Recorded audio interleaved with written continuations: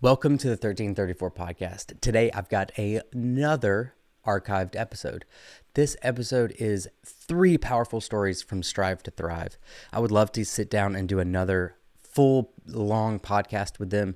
What they're doing in our community is really cool. They're helping people through a program, teach them how to become more free, more financially free, and more just free in general. And so these 3 stories are really cool, really unique. I hope you enjoy this episode.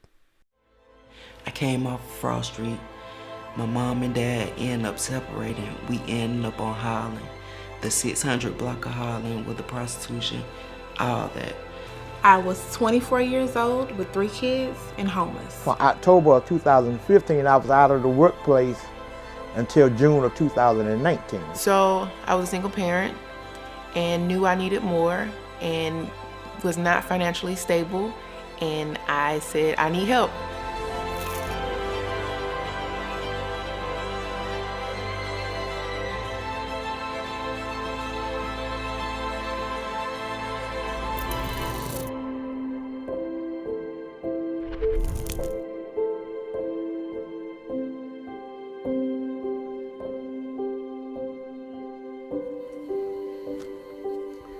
This is the master bedroom.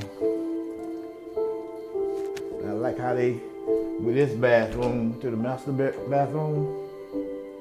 Okay. They're still doing some little finishing touches on the house. This is the master bedroom closet. Big, cause I got a lot of clothes. I want to tell you, Frank was a part of my class. And I got to spend more time with his class. He was so inspiring to me. For one, he came to class every day. He always did his homework. And he got out of his box. He got out of his shell of saying that he couldn't and beating himself up because of his past. He got through that. He pushed through that. He got him a job. He got him a house, like you said. All those things and goals that he's reaching towards. When I first joined, Miss Regina asked me to set 3 goals that I want to accomplish. And one of them was to find employment. The other was to start an online business. And my 3rd goal was to be a homeowner. After the class, she got with each person individually and told us what we had to do. So she had to set goals for me. Before I became a homeowner, said I had to increase my income by several $700 per month, and I had to been employed for 6 months before they could consider me into the program. So one day I was at home, Miss Regina gave me a call and she said, Mr. Frank, there's they're hiring at the Marine base through Goodwill. And in May, Goodwill called me to come in for an interview, and they hired me in June of 2019. In 2020, I went back to Miss Jackson, and she told me I'd met the qualifications. What I did was I chose this house I'm at now, and they did a total rehab on the whole house. They remodeled the whole house all the way through, new wiring, new light fixtures, new bathroom fixtures, and all that good stuff. And so that's where we are now. They're getting ready. I'm getting ready to close on the house, probably on the 21st or the 31st of this month, and I have the key to this house. And Miss Regina, she was a good coach because she guided me all the way through. Because Strive is not an organization about giving people handouts. It's about teaching, showing you how to discover the resources that you need to support yourself. And that's where I'm at. That's where I'm at now. I'm able to support myself and become a homeowner. Strive to Thrive has what we call a readiness account, and we have that through a local bank where all of the participants in Strive to Thrive are required to save money, whatever they agree upon to save, whether it's $25 or I think our person that saves the most is $150. But he was able to save $1,500 towards his closing cost. But during that time, he took advantage of working towards being a homeowner, and he just closed in December on a house. So we're very excited for him, but it just shows how people at any level can achieve with the right support and with the right mindset.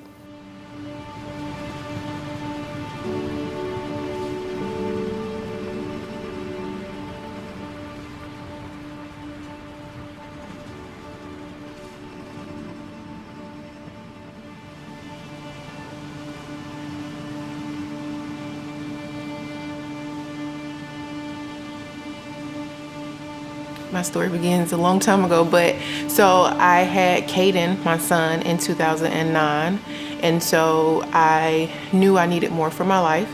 I was motivated to go to school, but things were just not lining up. So when he turned about 2, it was like I was working, but I was making $500-$600 a month and barely able to save and, do the things I really wanted to do. So it was then I found Strive to Thrive, and so it was a humbling experience. So I'm never one to just go out and ask for help. And the previous director at the time, before Miss Avita, we were, church members. And so she's like, you'll be really good for this program. And she told me something that was very key. And she stated that, ask for help while you need it, but you won't need it for long. In an instance of, it's okay to be humble. It's okay to need help. It's okay to say, hey, I'm really struggling right now.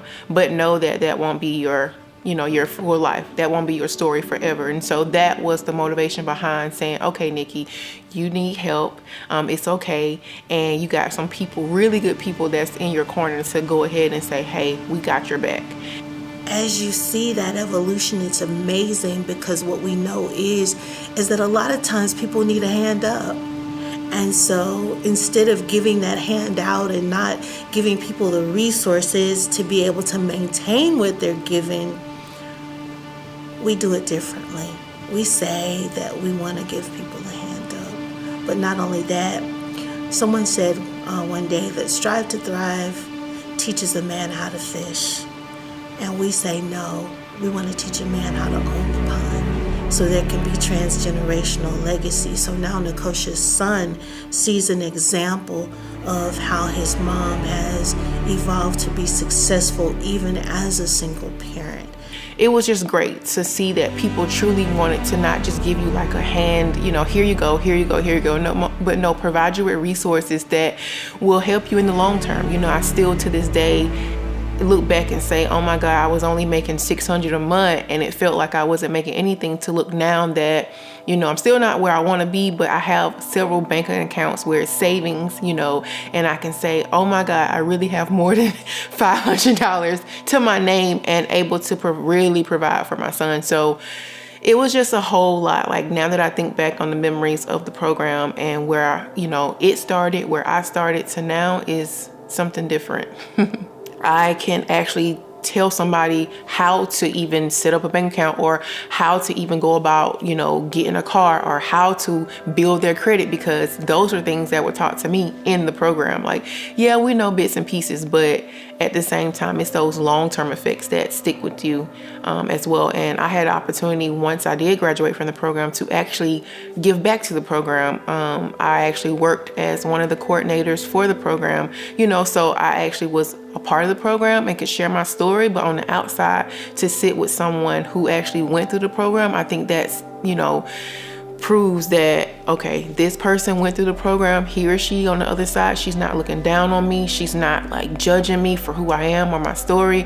I think that part sets Strive to Thrive apart from, other organizations within the city and the surrounding areas too.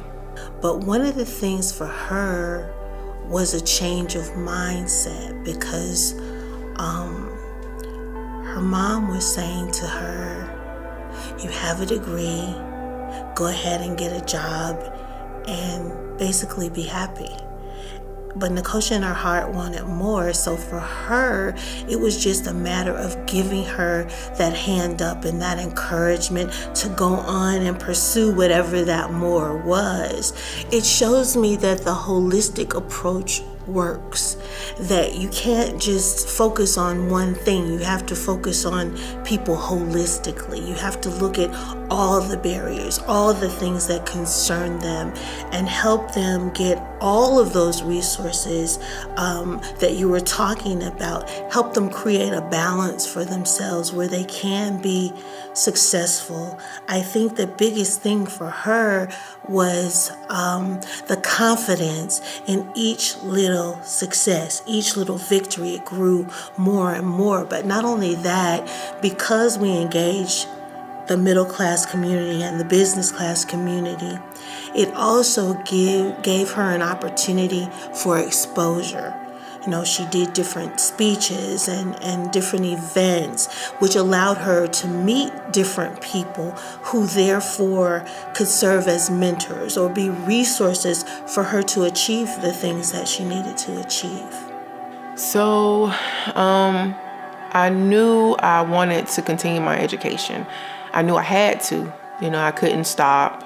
There was nothing there in Albany that would help me to where I wanted to be able to provide a much better life for my son. And moved up here, my son was able to adjust really, really well and just got connected. And I was like, okay, I'm gonna just be a regular pharmacy student. And God was like, yeah, no.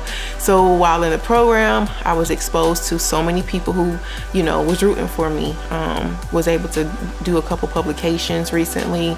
I was able to be recognized nationally for patient counseling.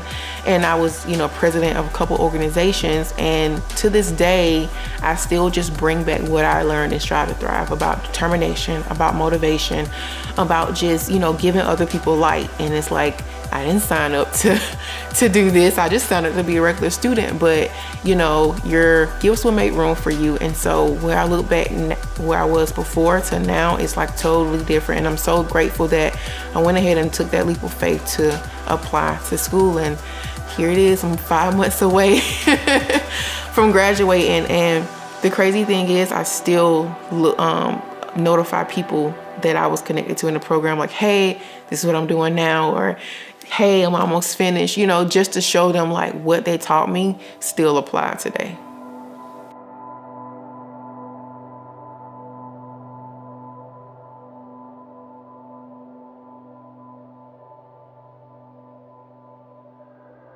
I failed the science portion of the graduation test by 2 points.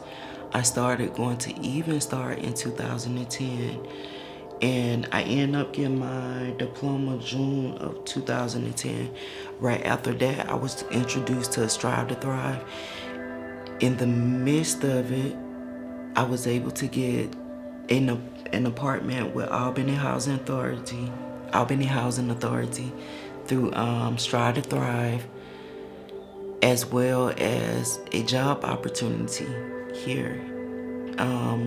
With Strive to Thrive introduced me to Albany Tech.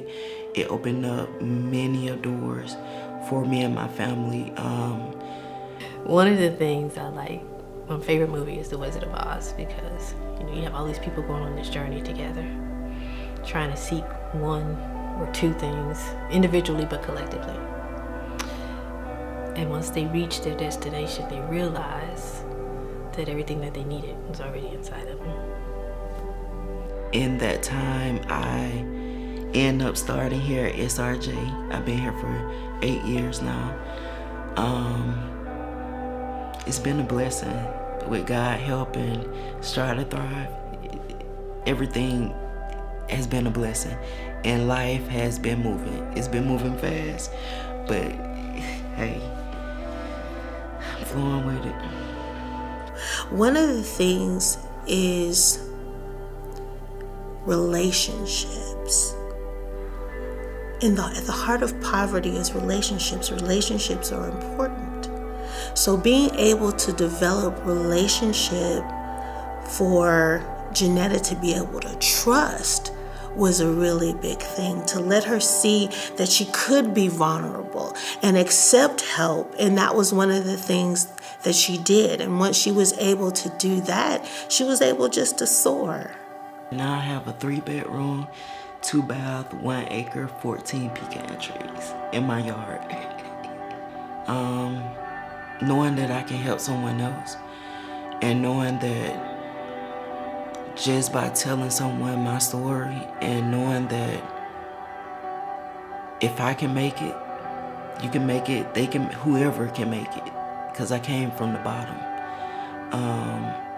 A part of coming from the bottom, I came off of Frost Street. My mom and dad ended up separating. We ended up on Highland, the 600 block of Highland with the prostitution, all that. So once, and that was in 2006. Like I said, 2011, I moved in Housing Authority through Strive to Thrive. Up until 3 years ago, I came off of North Harding, and now I'm a homeowner. So